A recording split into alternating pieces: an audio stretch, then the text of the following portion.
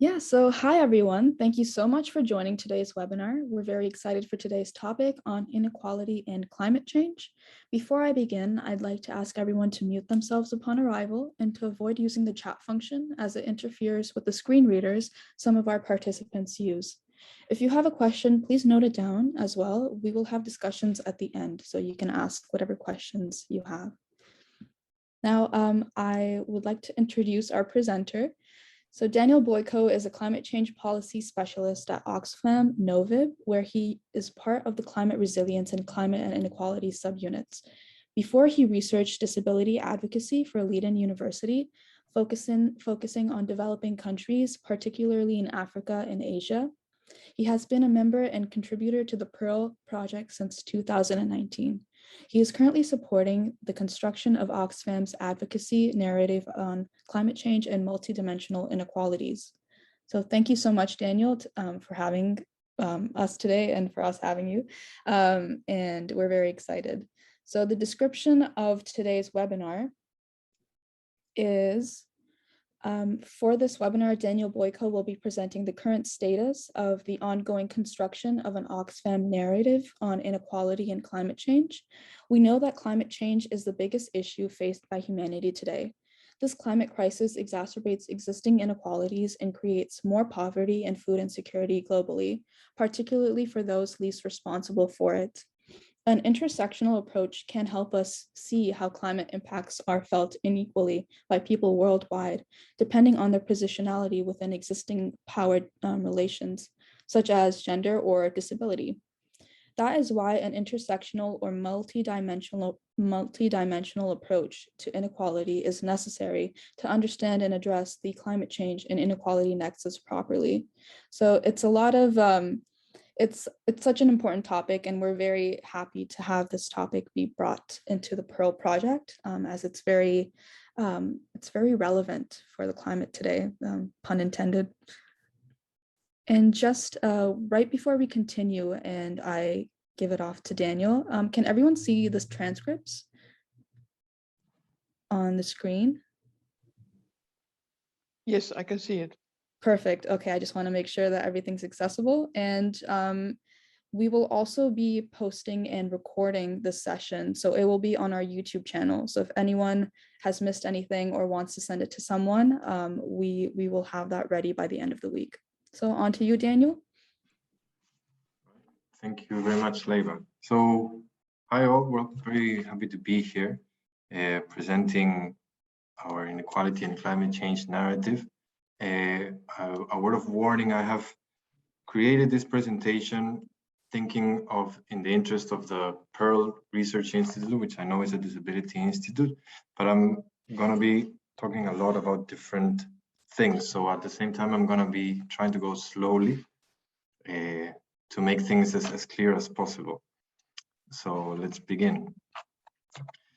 So this is a picture of the Earth, and as Leiva rightly put so in the beginning, we are experiencing a severe climate change, and that's something that we know for a while, but there's a message that I want to bring here is that climate change has never been this bad, and it is only getting worse, and it is urgent that we do more about it. How do we know that this is happening? Well, for example, what we're seeing is there's an increasing number of hurricanes in the world, of natural disasters that are causing severe impacts on people that are already impacted by poverty and other things. For example, we're seeing more floods happening in the world as well. We're seeing more droughts happening. Recently in East Africa, we saw a locust plague. And these events we know now are clearly, unequivocally related to climate change, which is a social issue, a social problem we have. Climate change is caused by humans and it is impacting humans. And that is why we need to do something about it right now. Now, I want to give a bit of a context of how we are organized as a species, as a human species, to fight climate change, because I think it's important to know that. We basically, an easy way to understand it is that humanity has today two combined strategies to fight climate change. The first one is we need to mitigate climate change. We need to reduce, we need to stop this problem. And to do that, we need to understand what is causing it. Basically, what is causing it are greenhouse gas emissions. But at the same time, we also need to adapt to it. Because the climate crisis, as I mentioned, is already here. It's already happening, and we need to adapt to it, particularly those who are already living in poverty, who are already living in marginalized sectors of society are being hit hard. So basically, these two strategies are mitigation and adaptation. Mitigation means reducing greenhouse gas emissions, particularly carbon, but also methane. We need a fair and just energy transition. We are emitting greenhouse gases for many reasons, but the most important is because of our energy sources, basically oil and carbon, are highly contaminating and they saturate the atmosphere of carbon, and this causes global warming, which leads to climate change. And we need to protect nature, and in some cases we even need to restore nature. In the adaptation realm, we need to build resilience. We need communities to build resilience to disasters, to new climatic conditions. We need to fight for food security. There is a food crisis in the world that is being exacerbated by the changing climate, the changing patterns in climate. We need to prepare more thoroughly for disasters because there are more disasters, more climate hazards happening.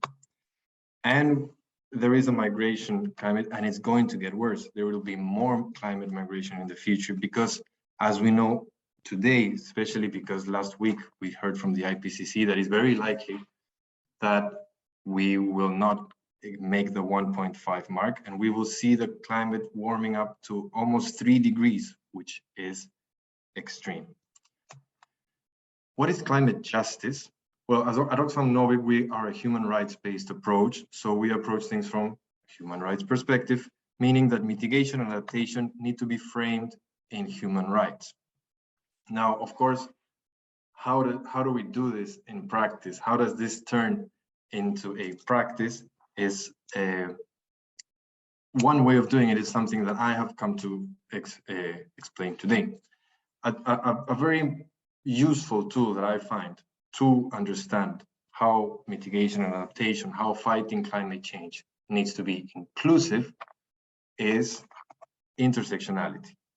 Now, I know many people here might have an idea of what intersectionality is, but I want to explain a bit how I have come to understand it, how I have come to find it as a useful tool to fight for inclusion, but also to use it in different arenas. So what does it mean to use an intersectionality lens? Well, first of all, what is intersectionality? Intersectionality is a social theory. I understand it as a social lens. And when I put on my intersectionality lens, well, what do I see?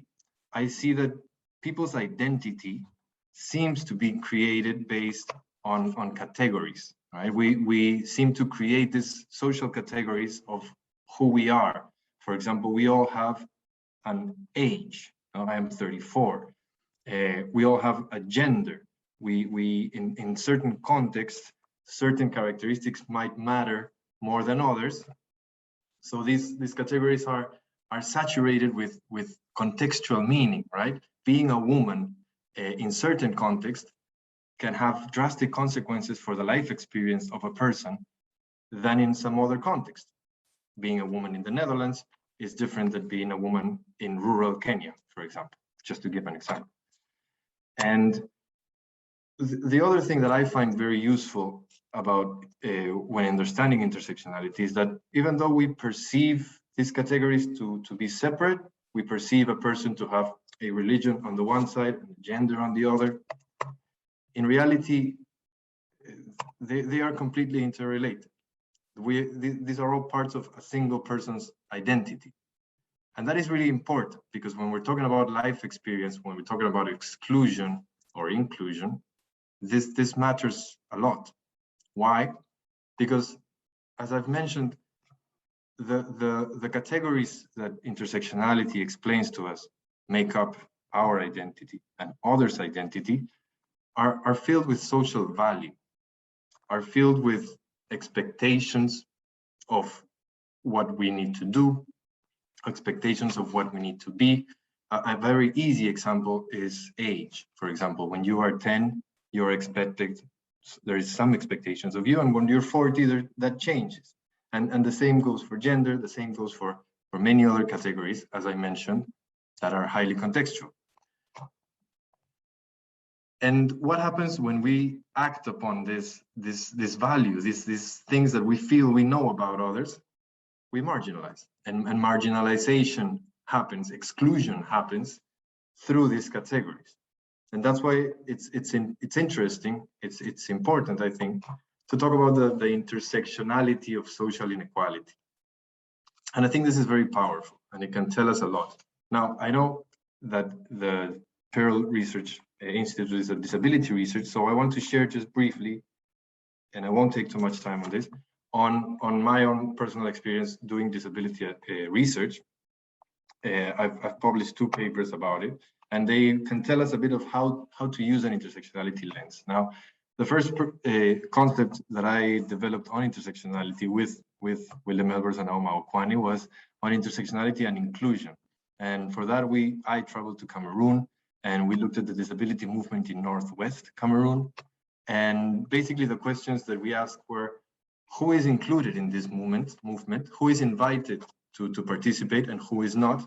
And what we found was that this movement, this group of organizations got together to fight for disability advocacy were traditionally led by older men, and the youth and women had a place to be, but they had a specific place to be. There was a women's organization, and there was also an aperture to the youth to be part of it, but they were subordinated or subjugated in a way to that.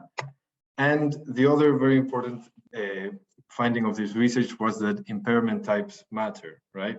It was not the same for people with visual impairments than people with hearing impairments. Just to give an example, people with visual impairments in this context had reached university education, and people with deaf or hard of hearing were reaching mostly primary school. So that was an example of how marginalization can happen within groups as well. And the second paper that I just want to bring here as a side note is on intersectional advocacy, which we did, and it was published this year. And here we looked at advocacy organizations in the Philippines, in Sierra Leone, and in Nigeria. And we looked at what were enablers and constraints to inclusion. Basically, we were following the Voice project, which I will talk about later in a bit. And this project brought together marginalized groups or advocacy organizations for marginalized groups, but they were different groups. So we had an organization of people with disabilities, an organization for LGBTQI populations, an organization for women. And what we wanted to do is what enabled them or constrained them from A, working together, and B, being mindful of their own internal diversity. So that's why we called it inclusion across groups. For example, a disability organization linking up to an LGBTQI organization and working together, or the inclusion within groups. A disability organization recognizing its own diversity, because we know that every category exists within every category. So a disability organization, is it looking at, is there women with disabilities, is there youth, is there other types?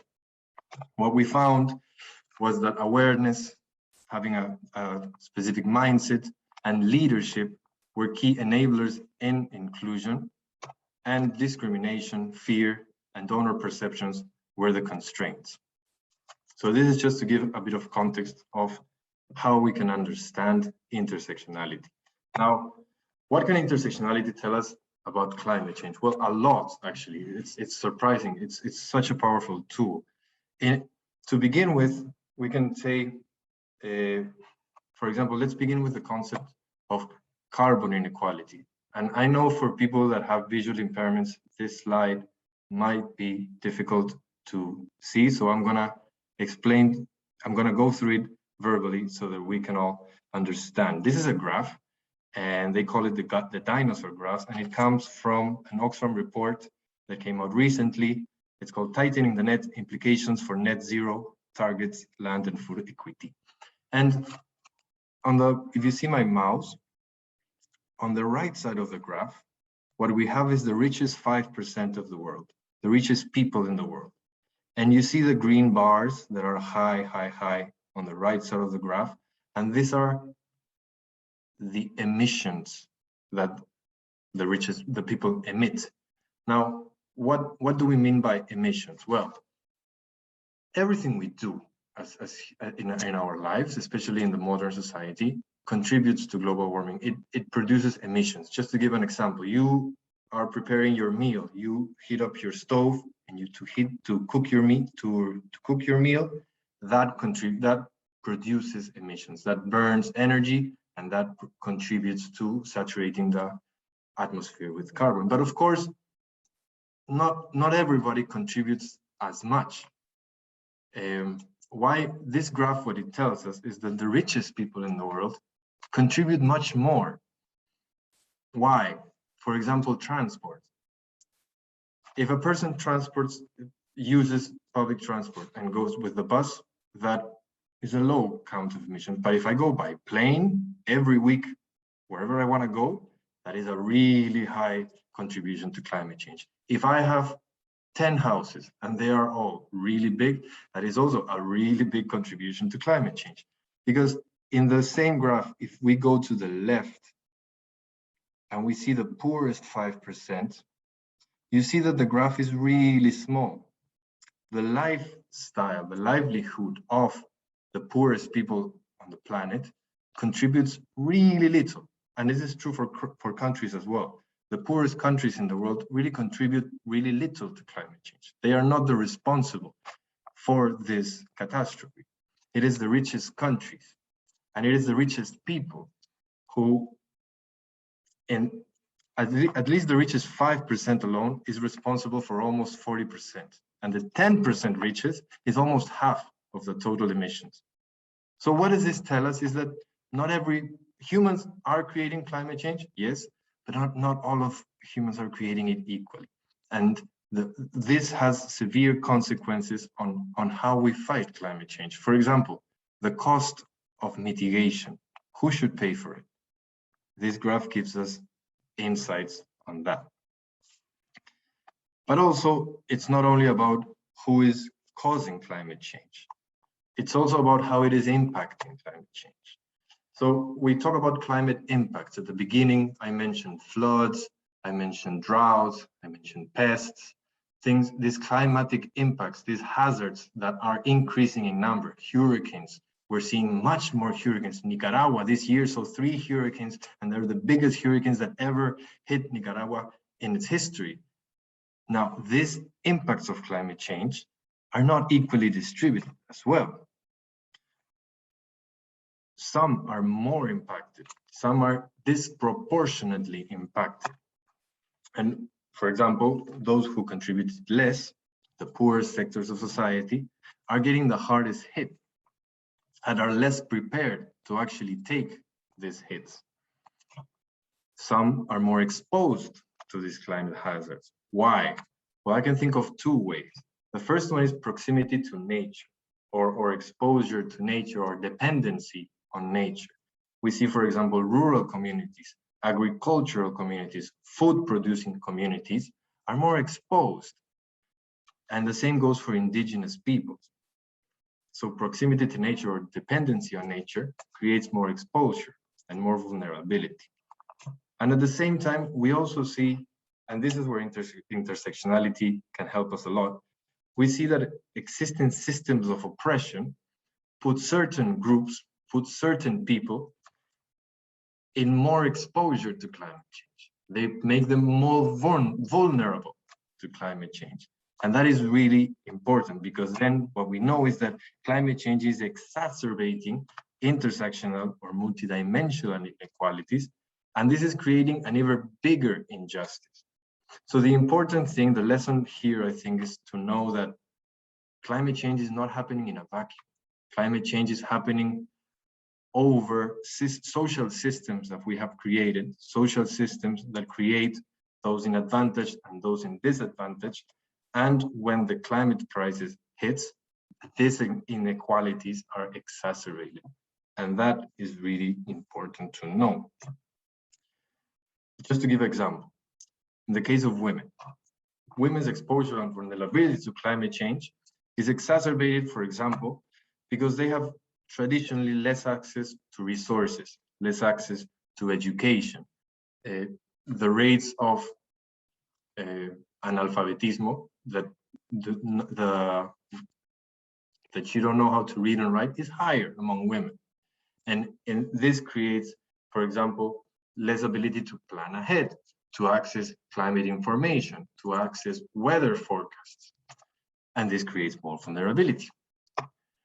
We see disproportionate care and agricultural labor. Women are traditionally the caretakers of the family. They take care of the babies, they produce the food, they cook, they even are more they're expected to produce more food. And this creates more exposure, less time to prepare. There is also insecure land tenure. There are customary laws all over the world, particularly in the developing world, that prevent women from owning land. There's customary laws, for example, that when a couple owns a piece of land and the husband dies, that land returns to the family of the husband and leaving the woman with the children dispossessed. Now, secure land tenure is fundamental to be able to adapt to a changing climate, because that requires investment. So how can I invest in my land if I don't know if I'm for sure that I'm going to be able to keep it? So this creates an inequality, an even greater inequality. There is also exclusion from natural resource management. For example, how does community manage water? How does community manage seeds or produce new adapted seeds?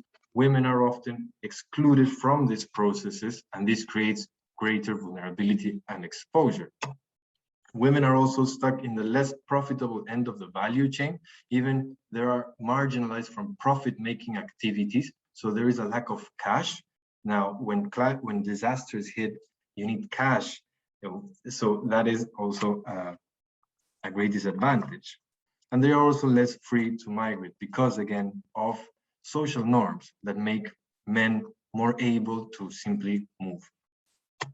The youth also face a greater burden. I think it's really important to understand that climate change is an intergenerational injustice. If we exploit nature in a way that the next generation will have less resources, will have more unpredictable climate, then we're creating an intergenerational injustice. And that is why it's absolutely fundamental to include the youth in the fight against climate change, to include the youth in the transition towards a low carbon economy. What is an economy that is not dependent on fossil fuels, that is not dependent on growth? How does that look like? The youth need to participate in that because it will be their economy. And the patterns of economic exclusion that we see today for the youth are highly critical in this regard. Indigenous peoples, as I mentioned before, their lives and their livelihoods are at great risks.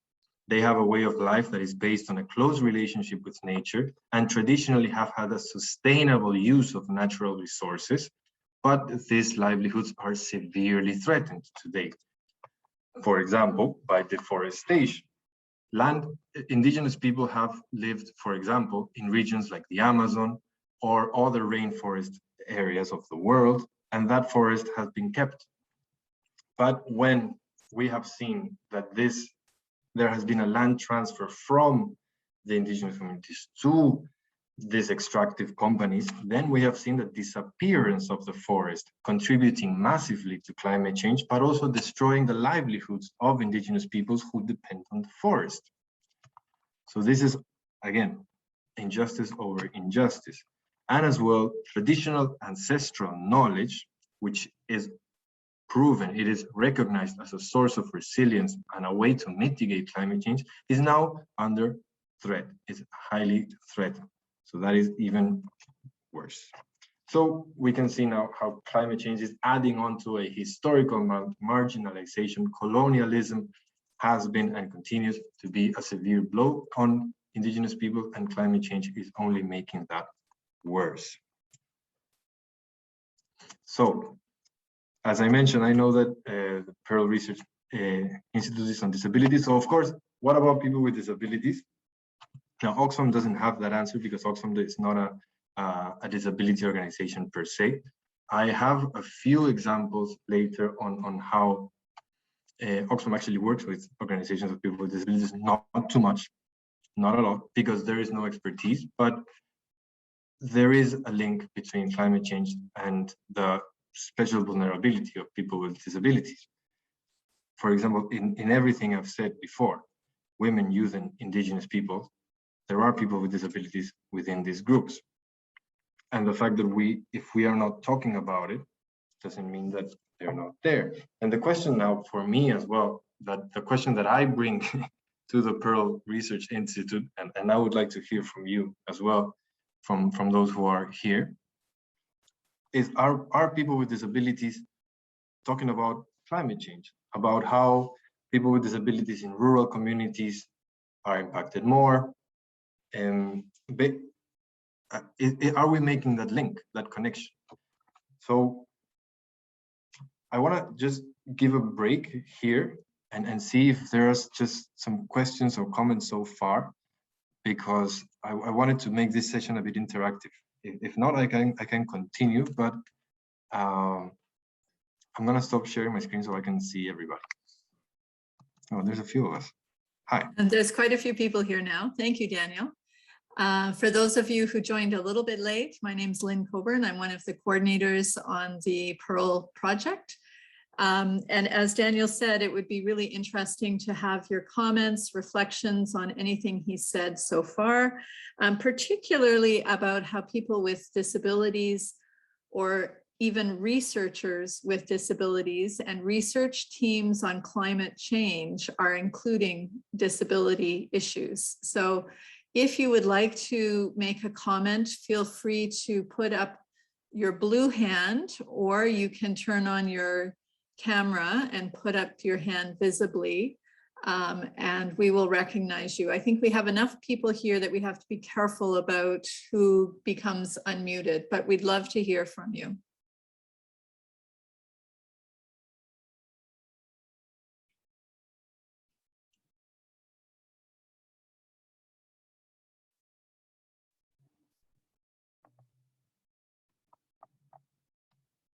Any comments, reflections?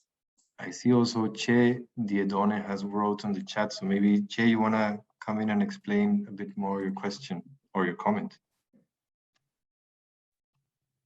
Okay, good evening to everyone from Cameroon. I'm Che Diedone from PIRL. I have a lot of worries about this issue of climate change because when I was in the university, that's from secondary school up to university, I was taught in the sciences that energy can neither be created nor destroyed. But when I did some research on the inventions of Nikola Tesla, I came to discover that Nikola Tesla, at one moment, he had to invent an engine which did not use energy from elsewhere. He had I was something like a generator and a motor linked together that had to help him to power the engine of the car, so much so that the car had to run without any fuel or whatsoever. So looking at that system today, after that, I also studied from one scientist who had decided to carry out personal research, who said energy can be created without using any natural sources. That's Geramorin. I think the man is from Canada.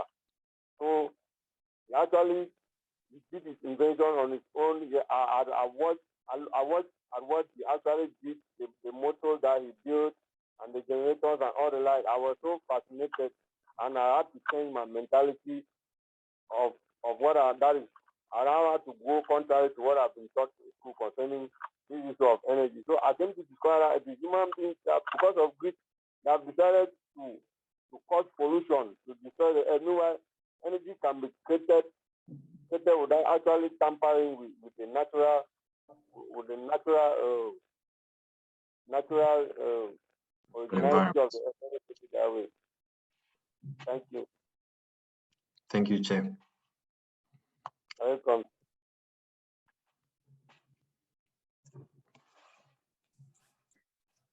Maybe if there's no other comments, you can continue on, Daniel. Thank you.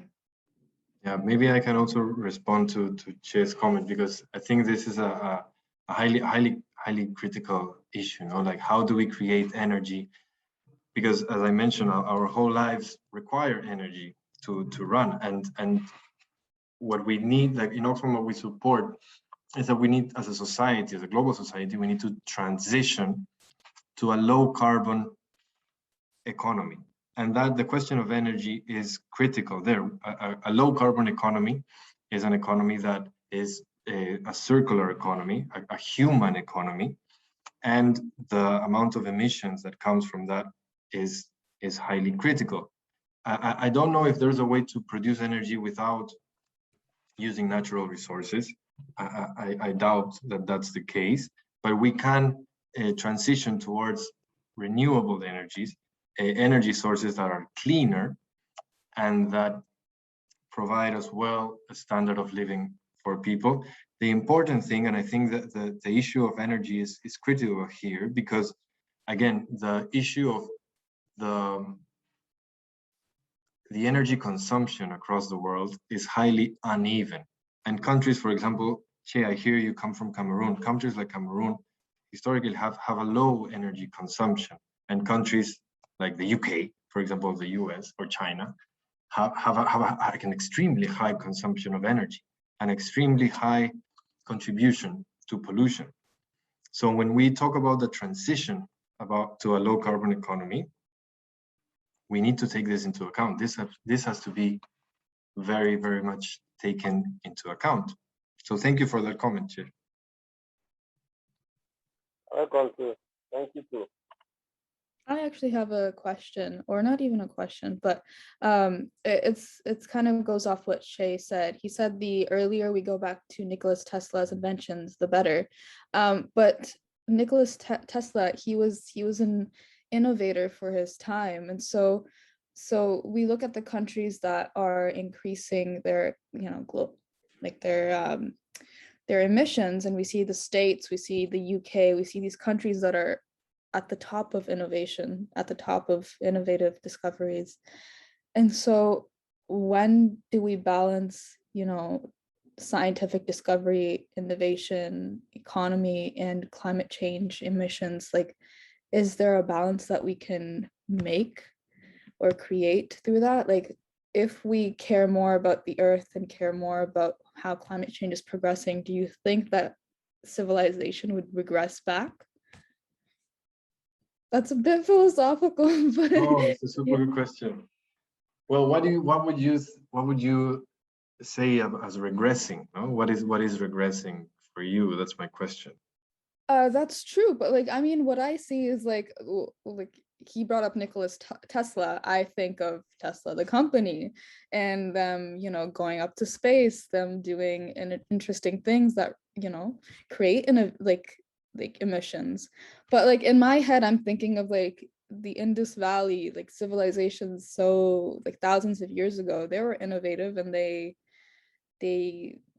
didn't contribute to climate change. But again, of course, 2,000 or 5,000 years later, all of that changes. So yeah. So to the point of scientific knowledge and the importance of science, my device will restart at 7:30. Okay. Can you hear me still, right? Yeah.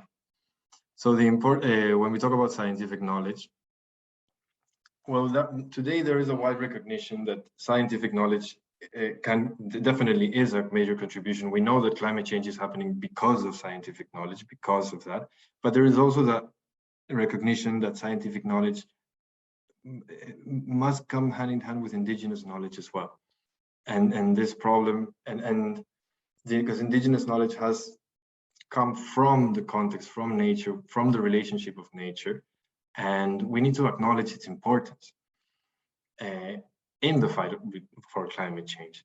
And when you mentioned about the society regressing, there will be many ways in which society would regress, and we need to avoid that. For example, society has achieved major inclusion. The rights of people with disability has advanced a lot, and the rights of women have advanced a lot, and we need not to regress in that.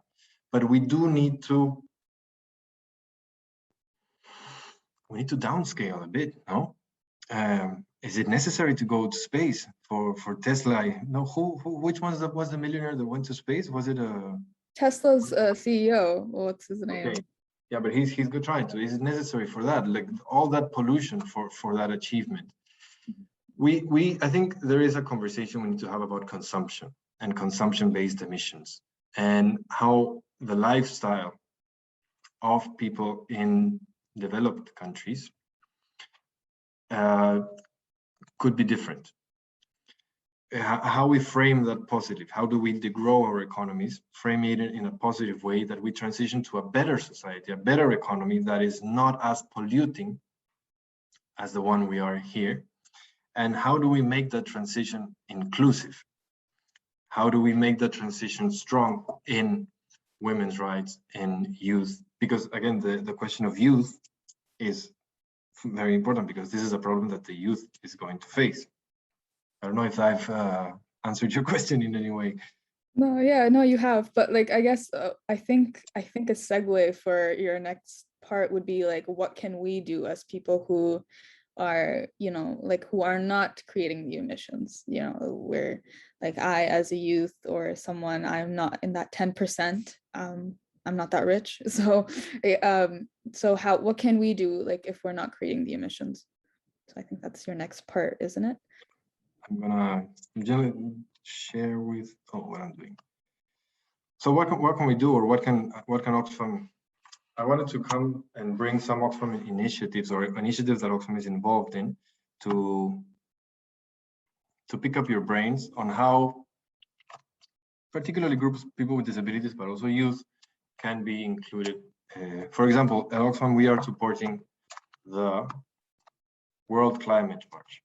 Now, advocacy, citizens need to really be strong and take their governments on more climate action, on this transition. It needs to be, the governments need to commit to this, and governments they do feel the pressure of their citizens, and that is true in the global north, and it is true in the global south.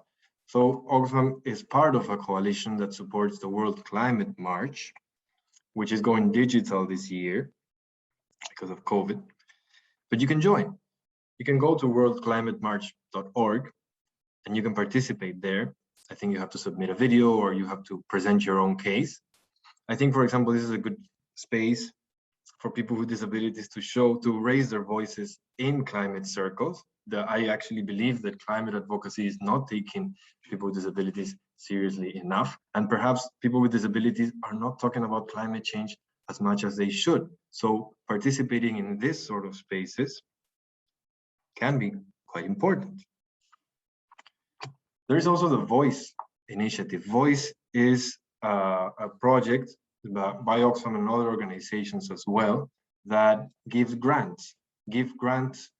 To basically, I mentioned this before, 5 type of marginalized communities represented by advocacy groups. These are people with disabilities, indigenous communities, women, youth, or the elderly, and the LGBTQI. And I was going through the grantees, the grants that Voice has already given, and I found a lot that link climate. Now, Voice doesn't have a climate component as such, but for now, but a lot of the grants that they're giving are already touching upon it. For example, how a grant on linking people with disabilities with markets and income generating opportunities to achieve food security for all this could be linked to climate very easily. Improving access to agricultural technology for vulnerable groups, again, resource ownership and leadership in participation, the question of natural resources for women and girls, sustainable and transformative and inclusive leadership. Again, we need to think about sustainable solutions, and the question of indigenous peoples as well, as I mentioned. So check out Voice. There's also Amplify, which is an initiative from Oxfam in Canada. And Amplify brings together transatlantic, they call European and Canadian youth organizations. I know the PIRL Institute is located in Canada, in the search for sustainable solutions to gender inequality, climate change, and violent extremism. So you can join this movement again and put forward the claim of people with disabilities or not here. And the final thing that I wanted to show is there is this other initiative called Doing Things with Stories, and it's about narrative changing. And I think this is extremely powerful, because basically what I've told you is, in a way to understand it, it's a narrative, right? We mentioned that we're constructing a narrative on inequality and climate. Now, a narrative is a way to tell things that puts certain things more obvious. And again, I think that people need to tell their stories, and initiatives like this one are creating spaces where narratives can change. So if marginalized communities like people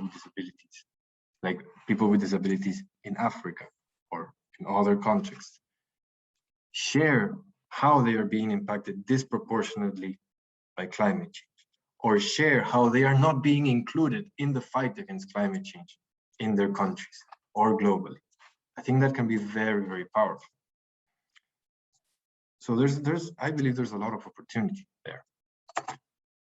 That's all I had to share. So I'm gonna close my screen again and hope to hear from you more, please. Daniel, as always, it is so interesting hearing from you, and you have really provided some thought-provoking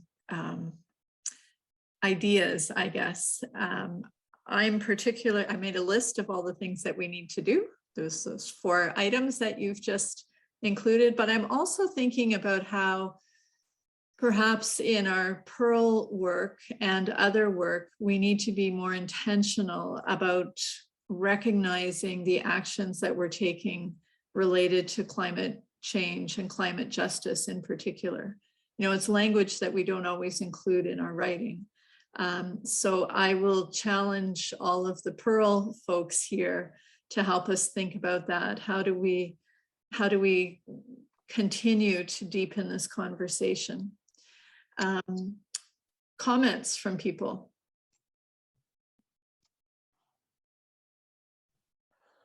Okay, can I just jump in? This is Luis. Yes, Luis, please introduce yourself a bit and then go ahead with your comment. All right, I'm Luis Mbibe. I'm joining from Cameroon. I am one of the PIRL coordinators. I am in the University of Bamenda in Cameroon. Glad to see you again, Daniel. Yeah. I remember you, we were together when you were carrying out your study in Cameroon, and it was interesting at that time. You know, when I listen to it, it's really an interesting perspective on climate change, and we know that in disability inclusive work that we have been doing, climate change has not really been highlighted as much. And so your presentation is giving us a push to know that we have to look at it, because climate change is actually affecting many people. So as you were presenting, I looked at the fact that there is this vicious circle that we have between poverty and disability. And then I was thinking that climate change is really going to affect persons with disabilities even more than any other group, because of this, the fact that there is this vicious circle between disability and poverty, and the persons with disability will fall among the most vulnerable the poorest, and so on. So they are definitely going to be the most affected, and therefore it's not an option for us to think about including disability in climate change discourse. Then the second perspective is that in the low and middle income countries, we have this philosophy that the other countries have developed so well and climate change has come, which is a reality, but we want to, there is this move to allow the poorest countries to remain in the bushes. Bushes means they should continue more afforestation, planting of trees, so that it will continue to balance climate for the richer to remain in their status and for the poorer countries to remain in their own status. I don't know what you think about that. Thank you so much. Thank you. Well,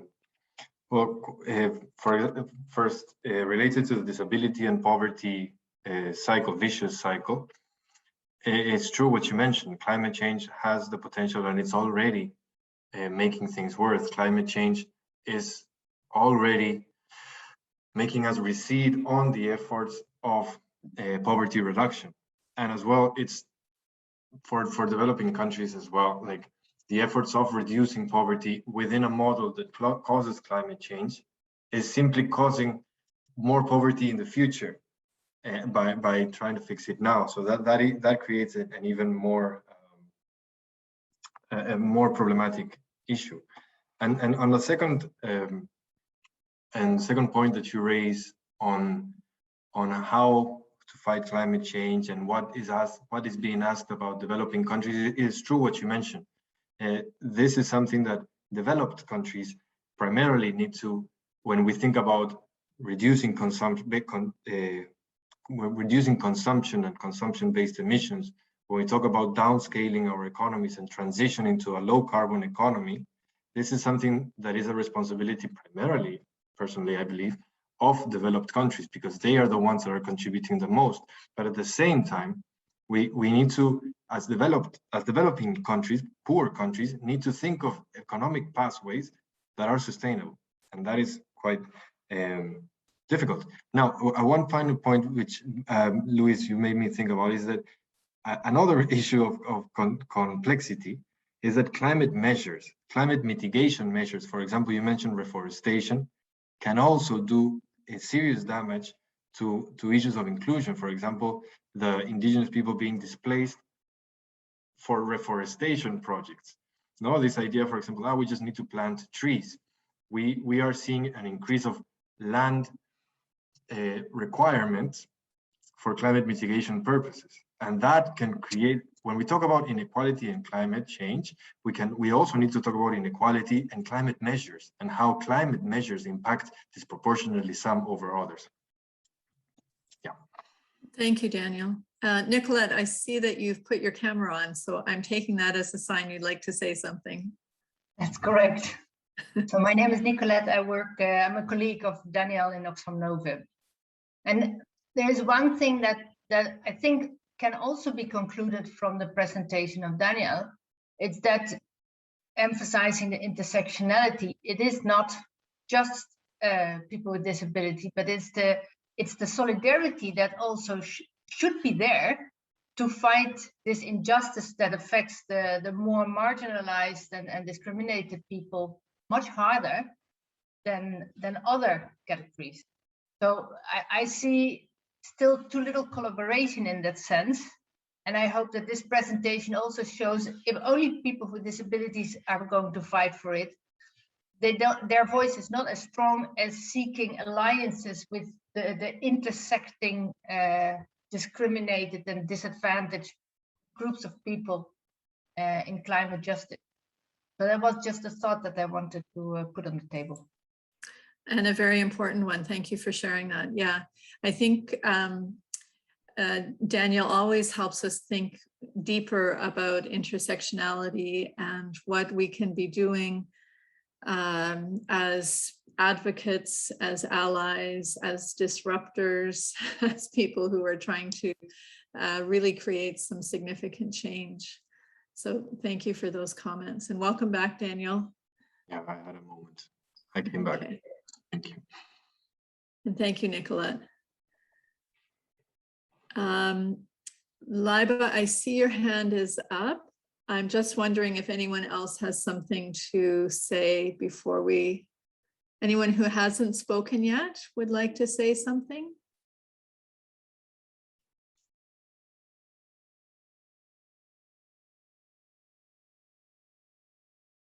Okay, over to you, Liba. Actually, let me, I actually have a question for our friends in Cameroon. Only because like they are a part of the global south, which is the first area to be impacted by climate change.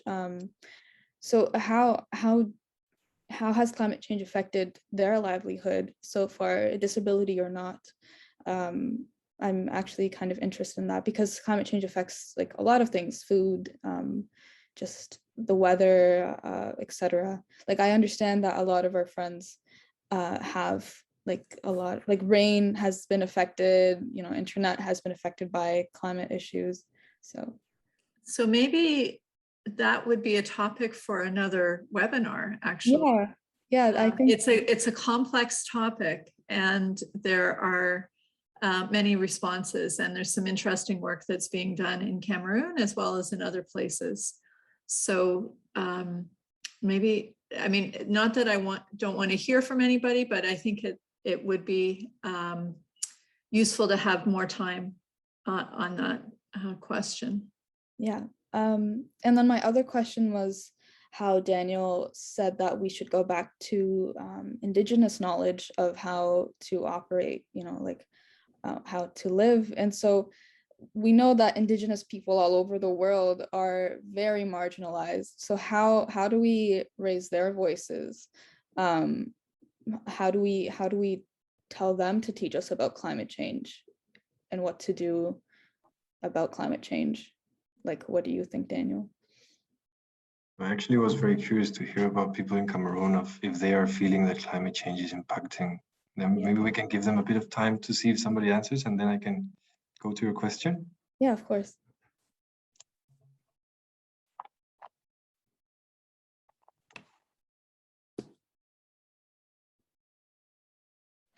There is a lot of impact of climate change in Cameroon. Just last week, there was a lot of flooding in the major city of Douala, which was, the heavy rains have never been in that magnitude before.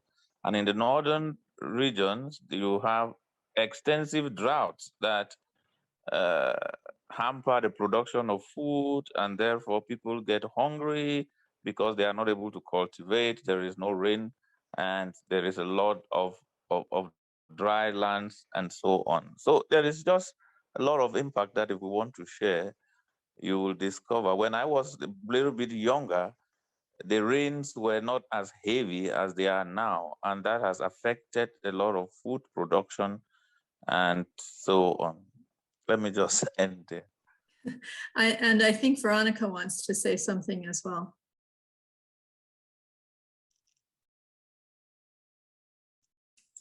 Please go ahead, Veronica. You need to unmute.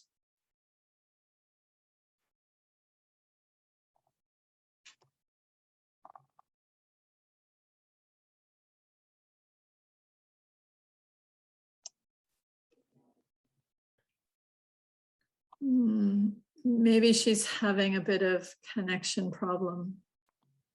Thank you, Luis, for your comments. I think we're just about out of time. So Liba, maybe you can do the wrap up and speak about the evaluation. Can I just say one thing? Yes, of course, Dan. In the case of Cameroon, I think it might be really interesting to look at the nexus between climate change and conflict, and how, because not necessarily the conflict in Cameroon is based on necessarily on climate change or on natural resource management or usage, but it might be lots of conflict. There was this voice saying, show me a conflict, I will show you a struggle over natural resources, and climate change makes that struggle worse. So it might be interesting to look into that. And to the question of indigenous peoples and well, one concrete thing we do is that we amplify their voices in climate negotiations. Indigenous peoples organizations are part of the COPs, of the climate negotiations. And as Oxfam, we amplify their voices. We stand with them on that. So yeah, thank you very much. Thank you. And it is raining heavily in Cameroon, in some parts of Cameroon at the moment. So I think that might be affecting Veronica. So over to you, Leiba. Hi, yes. So thank you, Daniel, so much for such a great presentation. It was a great introduction and into intersectionality and climate change. And I was thinking with Lynn that we would have a follow-up discussion in the following week. So next Monday, we would host another webinar, but more so less of a presentation like today, but more so a discussion. So if anyone would like to join and share their experiences along climate change and disability, or would like to listen on other people's, that would be great. And I will be sending a reminder email to the PIRL members. And if you think anyone would like to contribute, please forward the email to them. And just to end it off, I will be sending the Google form in the chat, so you can give us your feedback on today's webinar so we can improve your experience in the coming weeks. So 1 second, let me just copy that. And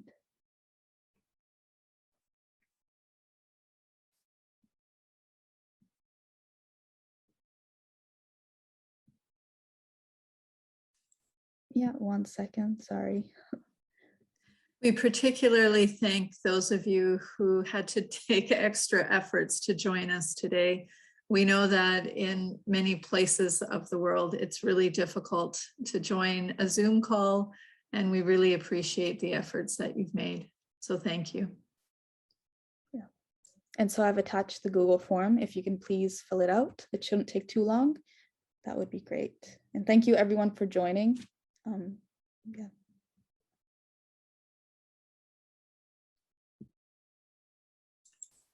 Thank you, Leiba. Thank you, Dr. Lin. Thank you, forgetting the other name, the presenter himself. Okay. Thank you to all the Oxfam colleagues who joined today as well. It was great to have you with us.